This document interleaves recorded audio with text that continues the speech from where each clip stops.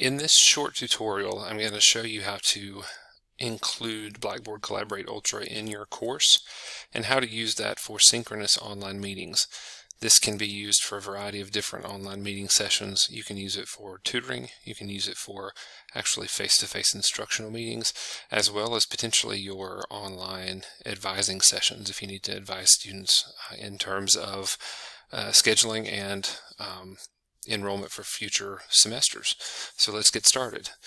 In order to add Collaborate, we first have to go into your courses. So we're going to select a course. I'm just going to pick one that we play in for training purposes. So I'm going to go into this Blackboard Sandbox course. Probably doesn't look exactly like your typical course, but that's okay for this. So the first thing you're going to do is go over here on the left-hand side in your live course, and at the top of your menu you see a small plus button. We're going to go there and we're going to go down to Tool Link, and this is going to add a tool link. So you click there, and under Type you're going to click the drop down and you want to go to Blackboard Collaborate Ultra. We're going to click on that, and you can title it whatever you want. I'm going to call this Online Meeting Rooms, and I do want to make it available to users, and then I'm going to click Submit. And you're going to notice it's going to go to the bottom of your menu on the left hand side. You can click on the far left hand side of that, and let's say I want to move it up. You can just drag it wherever you want it. So if I want to move it to the top, if I want to move it right under the home button, that's fine. I can click right there. So that is going to become a live link to your students. If you don't want it to be live yet, we can click this drop down and we can just click on Hide Link. You'll see this little gray box with a slash on it. That means it's not live to students. They can't see it. You can still work in that session, but it will not show up to students until you make it a live link. So now in order to actually work in this area, we're going to click on that link, Online Meeting Rooms link. And that's going to take you to your Blackboard Collaborate Ultra, excuse me, Blackboard Collaborate Ultra Sessions room. Now you can see I've already created one. We're going to ignore this one for right now. Each course has an open, unlocked course room. Students can log into this one even if you're not in it, so if they need to meet up and work in groups, they can do that themselves. You can also use this for open office hours. I'm going to focus right now on showing you how to create a session and how to set up the settings for that particular custom session. So in order to do that, we're going to go to Create Session, and you're going to see the first thing you have to do is actually name the session. So let's say this is Bio 101 Tuesday Meetings. You can name that whatever you'd like. It's entirely up to you. Okay. You do want to turn off guest access. They do have the ability to dial in. So if you have a student who does not have good enough signal on their phone to be able to actually use the app, and there is a Blackboard Collaborate app that they can download on the iPhone App Store as well as Google, they can actually call in. So if for some reason they can't go in face-to-face, they can still call in. They'll be able to hear the lecture. So if you have a printed packet for some students that don't have available internet access, you can send them this phone number and this PIN, and they would have the ability to actually dial in and be able to put that PIN in, and they would be able to hear the lecture. Would not be able to see it, but if they have that packet, they would be able to follow along. Again, you want to turn off your guest access. We're going to go down to event details. So you want to set your start and end date. So let's say this is for next Tuesday. That would be the 24th. And let's say that's a 8 a.m. course. So I'm going to set it for 8 a.m. And let's say it ends at 9:30. So it's an hour and a half long course. And it repeats. So maybe it's a Tuesday, Thursday course. I would click on my repeat pattern here. It repeats weekly, every week. And then I want to set an end date. So maybe I'm going to go in every Tuesday and Thursday and make sure that I'm available there, or I do want to actually have them go in and meet during that time. So every Tuesday and Thursday, and I'm going to have it go for the next 3 or 4 weeks. We're just going to go ahead and put it in there repeat. So we're going to say through the end of April. So April 30th. Now, obviously, we don't know exactly what our time frame for our e-learning situation is currently, but just in terms of settings, we're going to go ahead and put it in there. You can allow them to log in before the course starts. In fact, I would highly recommend that, because that allows them to troubleshoot before you actually have any direct instruction going on. If you don't allow them to log in before the course begins, then if they have any audio or video issues, they're actually losing instructional time. I would suggest opening it up 30 minutes before. A lot of your students won't log in 30 minutes before, but that would at least give them the option of doing so, so that if there is an issue, they can troubleshoot their microphone or their camera, or they can test their internet before they actually have to be in for instructional time.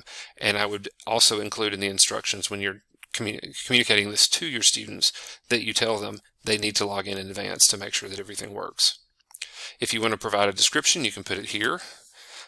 Weekly face-to-face meetings for Bio 101 lectures. Descriptions are not mandatory, they're not required, but it's just helpful for the students to be able to see that. Then we go down to session settings. We do want participants to be able to do some of these things. We can allow for recording downloads, so if they need to be able to download them and review them, they can. We can anonymize chat messages. That means if they want to ask questions and they're not necessarily comfortable asking them with their name attached, they can do that. Sometimes you have students who are very nervous about asking questions publicly, having their name attached. You do want them to be able to share audio and video, post chat messages. This is something that you need to think about, the draw on whiteboard and files. You can share a whiteboard with your students. If you don't turn this off, it means that students actually have the ability to write on the whiteboard while you're sharing it with them. So if you are actually working on something on the whiteboard on screen, they have the ability to write on it at the same time. Sometimes that's not a problem. They may not even realize they have that ability, but if you don't want them to be able to do that, this is where you would turn that off. I prefer not to let them do that. So I'm going to turn that off. You do want to allow students to join using a phone. That's especially important right now when we have students who might not be able to join via web or the app. I don't tend to let them privately chat with me or with other students, just because I don't like what that opens up potentially. So I'm going to go ahead and minimize this one. And then attendance reporting. This is really nice. I do want to share attendance information with the LMS. I'll show you where this report goes. You can determine how many minutes. I'm going to say if they're more than 10 minutes late, then it's going to flag them as late. If they're more than 25 minutes late, then it's actually going to mark them as absent. And I'm going to say they have to be there at least 75% of the time, or it's going to tell me that they were not present, that they were not there sufficient. It actually will generate a report at the end of the course that will tell you this information. Who was there when they arrived? Were they there enough of the time? And were they there at least 75% of the course? Once all of that's done, we're going to hit save. And you'll notice it takes you back into your course selection menu here. So now I'm going to actually go ahead and click on this course, and you'll see it gives you all of your repeat sessions. Oh, let's get rid of that. It does give you all of your repeat sessions here. Okay, so I'm going to click on one of them here, and I'm going to go to the top. It does not give me the option of starting that session yet because it's set for a future date. So for today's purposes, I'm going to go ahead and I'm going to start it for today. So I'm going to save that. And I'm going to go in and see if I can actually, so now I can join the session because it's a live start session. So I'm going to join this session, and I want to show you all of the different settings that we have options for now in terms of administrator and moderator on Blackboard Collaborate. On the left-hand side, you're going to see your session menu. This is where you go to record your session. So I'm going to hit start recording. You're going to see a menu pop up here that says session is being recorded. You can close that. You'll see as long as it's being recorded, you've got this little video icon on the top left. You can use your phone for audio, so if for some reason you have some issues with audio not connecting, your mic doesn't work, something of that nature, you can connect there. If you have ongoing issues, this is where you report those to Blackboard. It does give you an option at the end that tells you, they ask for input, feedback on what your experience was like. If you have some help issues, there's a help board here, and then obviously the privacy policy is here. At the end of the session, this is where you're going to click Leave Session. This closes the session, it closes the online Collaborate course, and at that point, it will close it for everyone. The only one where this is not the case is that ongoing open course session that is created for each course that is an open ongoing session. Along the bottom here, you'll see My Status and Settings. If you click on that, you have an agree and a disagree button, so you can ask real simply here, do you agree or disagree?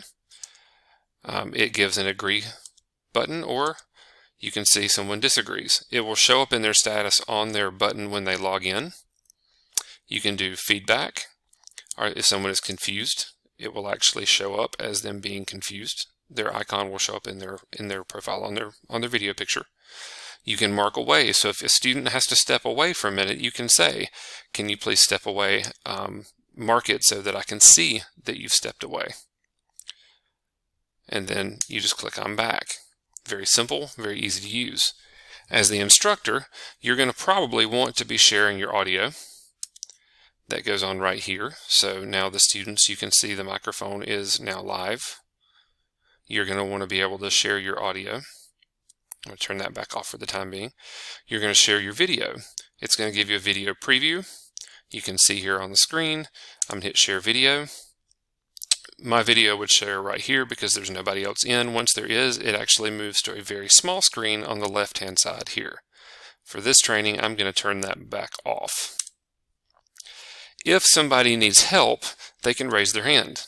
And you'll see here, it actually shows you how many people need help, and you as the instructor would be able to click and see who needs help. The Open Collaborate panel does several different things. There is a private chat option here.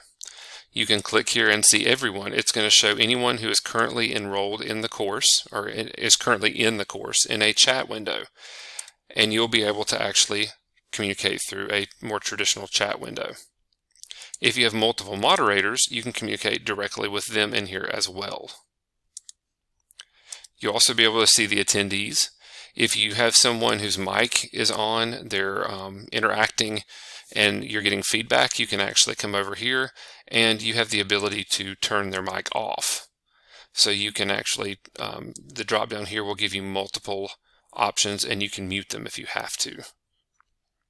You also have the ability, if you have somebody who's really good at typing, is a fast typist, you can make them the captioner, and that would give you the ability to have closed captioning for a lecture at the same time. Now obviously it may not be 100% accurate, but it is a good option, and those closed captions would also save in your video because it would show in real time at the bottom of the screen. The next piece over is where you're going to share your content. So at the top you have your share your blank whiteboard. You have a pointer that you can use. It would show as the hand here. You have a pencil. You can write directly on your screen. This works really well if you can log in using the app on a tablet. If you have a stylus, or if you have an iPad Pro, if you have the Apple Pencil, you can use that directly on the whiteboard, and it works really, really well to do that. You also can do shapes, so you have certain shapes that you can do if you're trying to group things. You can shape things out here. You can also type directly in.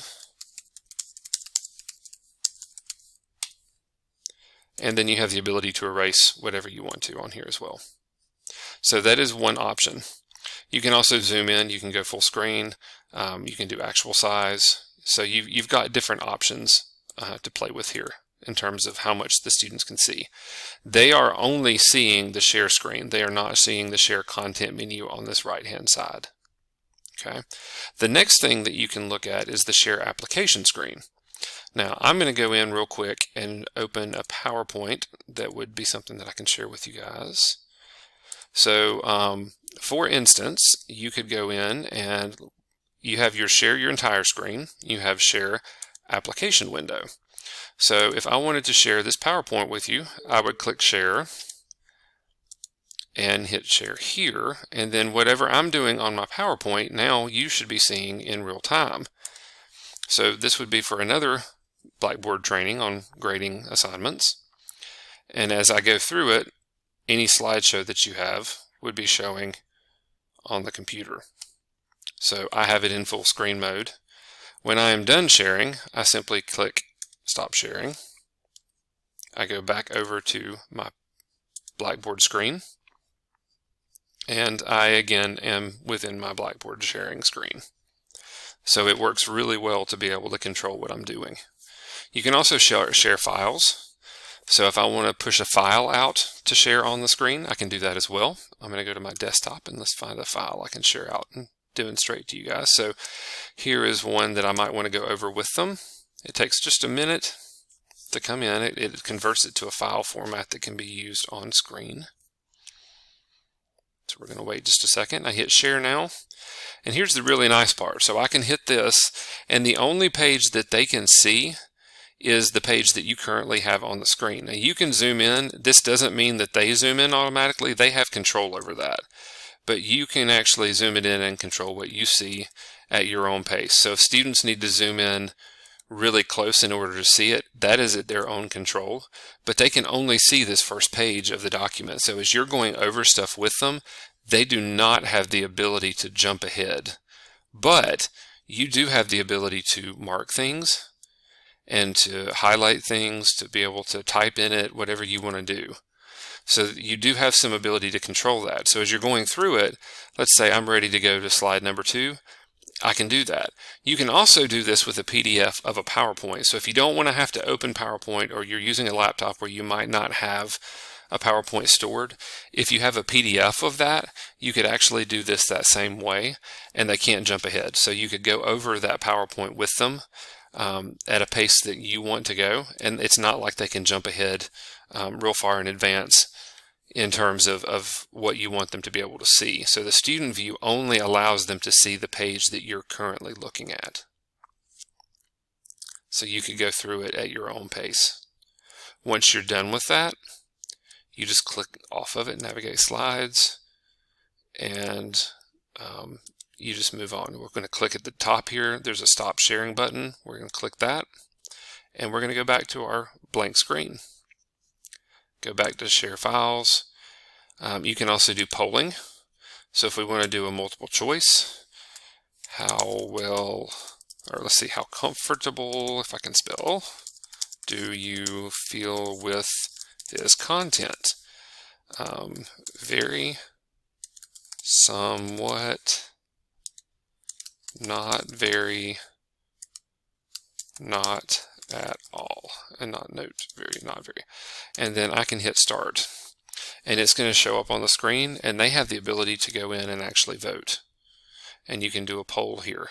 So you can get immediate feedback on what they're doing, and then you can hit end polling, and it actually gives you the data that you want. So you can go in and select what you want to do. You can see it in real time and be able to do that.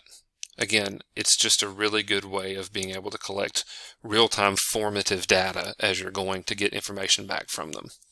You can also do that down here. How comfortable are you with this? Do you agree or disagree with this statement? Do you need me to go faster or slower with the content? Are you confused or not? Are you happy or sad about the content? However you want to do that, those are all options. So it gives you some built-in ways of doing that. Now, another thing that you can do here are called breakout groups. This is a really nice feature, and you can do this in a lot of different ways. You will have a full listing of all of your students, including yourself. You actually have the option of letting the system put them into groups, or you can do it yourself. So if you have multiple people in here, it's going to show the number, and it will give you different options. So if you have 9 people in there, you can tell it to do groups of 3, and it's automatically going to do 3 groups of 3. And then at that point, you can tell it to custom assign, or you can tell it that you want to put them in groups. It will then show each of the groups here. So let's say I want to add a 3rd group. It's going to show how many members are in each of these groups. Now here's the really nice part. If I want to go into each of these groups and chat with them and see how things are going, I can just drag my name into that group and then hit start. Then the people in that group can only interact with the people in that group. At the end of however long you want them to interact, you just come in and hit stop groups. It moves them all back into the main room, and then you could do a large group conversation. You can also put in a timer, which is another one of the tools, and that shows up in settings, I believe. There is a timer option. Let me see if I can find the right one. Let's see. It's not in that one. Hold on a minute. I'll find it in just a minute as we're finishing up. But you can actually set a timer that will show at the bottom of the screen. So as we finish through, we'll get to that in a minute. But you would just start your timer and it shows to everyone. And as you're doing that, it actually shows them how much time they have left. So you can actually use some of these tools in combination with each other. And it would give you the ability to actually use all of this together. So there's a lot of different things built in here that work really well. The nice thing is you actually have the ability to go in to each of these groups. So let's say right now I want to check in on group 1. I'm going to stop in and just check in. I can hear their conversation. I can see whatever they're working on. If I'm good with that, now I'm going to go check in on group 2. I'm just going to switch myself down to group 2. I'm going to hit save or start. And then I can check in on group 2 and see what's going on there. Once I do what I need to, I can just click here. I go back to the main room and then I hit start. And see, it says starting breakout groups. I'm in the main group, so we're good to go. Once it's done, I just hit end breakout groups. It ends all of those groups. We're back in the main group. Everyone goes back into the main group. You'll see everybody showing back up in here. Once you have multiple students in here, everyone goes back into the main group. You will notice when you have your students on here, I believe it shows either 6 or 8 individual students here, and then it will show however many else you have in one block here. Whoever is speaking at that point will automatically show up in those 6 or 8 videos that show on the main screen. So you won't necessarily be able to see everyone at one time, but you will see whoever is answering. So if you're asking questions, if you're interacting with people, you will always be able to see the people that you're interacting with. The last tab here at the bottom is my settings. You can actually switch up your microphone or your camera. So let's say you're using a dot cam. You would set up your camera and microphone. Your microphone's probably not going to switch. You would hit yes, it's working. Now in this case, I only have my webcam, but let's say I had a dot cam connected. I would click right here, and as one of my options, I would have a dot cam, and I would select that and hit yes, it's working. And then it would switch over, and on the screen you would see my dot cam.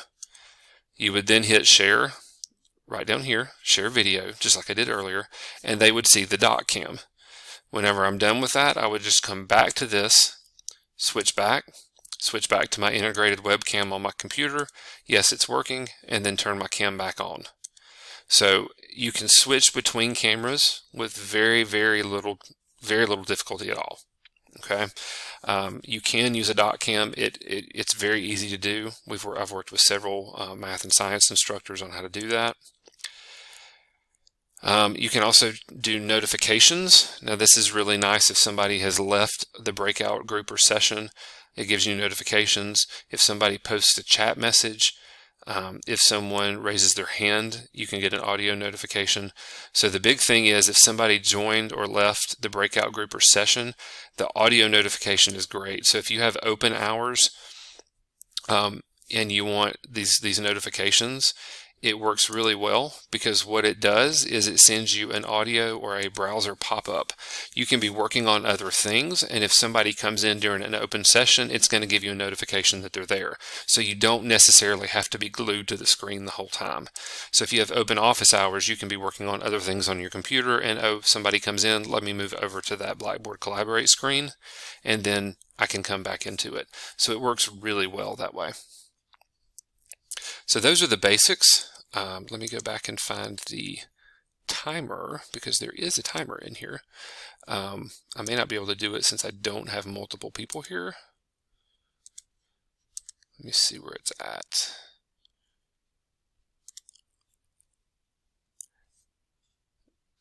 There is a timer built in that you can use, but I think because I'm the only one in the course, I cannot use it directly in here. but I will include in this session, we're going to also include some information with handouts that will allow you to go through it as well. I have an instructor's guide for Blackboard Collaborate that goes into some instructional details, so we'll be able to do that as well, and it'll give you a little more information. So that is the gist of the Blackboard interacting with this. Now obviously things will come up from time to time that that may be unexpected that you may see. That's fine. It is still, we're working through the details of it. We're referring to this as kind of the triage scenario. We're working the best we can to make this work in our, our kind of our rough scenario, but we're making it work. So don't expect things to go perfectly the first time out. Students are also learning this. Show some grace, work the best we can with what we got. Now, to end a session, we're going to first go to stop recording. You're going to notice it will tell you recording has stopped. We're going to close that. Go to the left-hand side. We're going to go down to leave session. It always asks you how the session went. You don't have to put that in, but you can. Submit and exit. You can now close that window. You're going to go back to the session window. It's going to show you the sessions. Now, real quickly, I'm going to show you how to get to the recording. It's not going to show it right away. The longer the session is, the longer it takes to show the recording. So it's probably not going to show up right away right now, but I do want to show you where to find it. It's also going to show you where to get reports. So if I show right here, this is the one that we were just in. If I click right here, I can go to view reports. It's not going to have anything right now, but once you've had your session, this is where you can find that attendance report that will show how many people logged in, how long they were in the session, and when they logged out. So it's going to give you your attendance report. That is where your reports go. Again, you go to the specific session meeting, go over to session options on the far right hand side, click on that, and click on view reports. So that's the first thing we're looking at. The next thing we're going to go to is this menu, this 3 lines on the left-hand side. If you didn't know what that was, you wouldn't realize that it's a menu, but it is. We're going to click on the menu, and then you'll see down here we have a drop-down that says recordings. It's not going to show any recordings yet because it hasn't had time to process them. It saves them for 30 days in this link. When it has time to process, and again, the longer the recording, the longer it takes to process. You've got different options here. You can show the most recent recordings or recordings within a certain range. It will actually show your course name, when it was recorded, and it should show how long the recording is. And then on your menu over here, you'll have different options like download, share a link, or delete. In order to insert it into your course, you can put it directly into an assignment. So if you want to make it available within a course itself, you can actually do that. And I'll show you that here in just a second as well. But it has to show up right here in order for you to access it. And again, because what I just showed you and walked you through was a fairly long video segment, that is going to show up here, but it will take a little while to do that. So I'm going to go back to my sessions. You'll notice all of those are still showing up.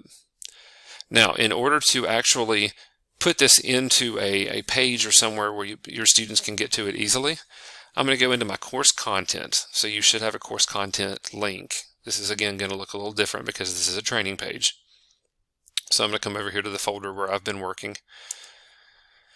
Now, in order to post this, I'm going to go to a blank page. And this is what we refer to as a rich text. Okay, there's a button here called Mashups.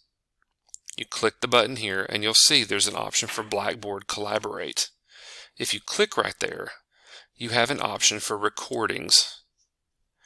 It says there are no recordings in the selected time frame because it hasn't processed yet. Once that processes, you'll have the option right here to actually select that. So I would select that and it would actually go directly into that page. You would have a link to connect directly to that. So I would say Tuesday, March 24th lecture, online lecture meeting. And it would be right directly in here. And then I could submit it. My students could then go to the very bottom of the page. Sorry, I'm in the middle of a page there. They could click on that and it would take them directly to that lecture video. It's all housed within Blackboard. So you would be able to use that directly within Blackboard. That is the rather quick but hopefully helpful introduction to Blackboard Collaborate Ultra. We will have some options for some further guides within this IT support page and within some additional resources that are going to be posted. So if you are running into any issues, please let us know, and we can communicate some further resources there, and we'll go from there. But hopefully this will at least get you started in the meantime, and we will again push out some further resources in the coming days. Thank you, and we'll talk to you soon. Bye-bye.